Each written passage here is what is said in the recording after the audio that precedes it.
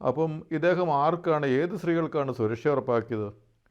ശബരിമലയിലേക്ക് ഒന്നോ രണ്ടോ സ്ത്രീകളെ ഹെൽമെറ്റൊക്കെ വെച്ചിട്ട് അദ്ദേഹത്തിൻ്റെ നിയന്ത്രണത്തിലുള്ള പോലീസിൻ്റെ സംരക്ഷണമൊക്കെ കൊടുത്ത് അവർക്ക് സുരക്ഷ ഒരുക്കിയിട്ടുണ്ട്. തീർച്ചയാണ് ശബരിമലയിലേക്ക് സ്ത്രീകളെ പ്രവേശിപ്പിക്കാൻ വേണ്ടിയിട്ട് ആ സ്ത്രീകൾക്ക് സുരക്ഷ ശ്രീ പിണറായി വിജയൻ നൽകിയിട്ടുണ്ട് 1 വർഷം.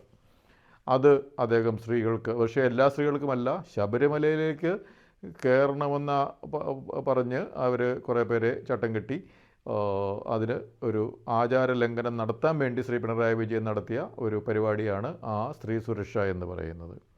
പിന്നെ ആർക്കാണ് അദ്ദേഹം സുരക്ഷ ഉറപ്പാക്കിയത്?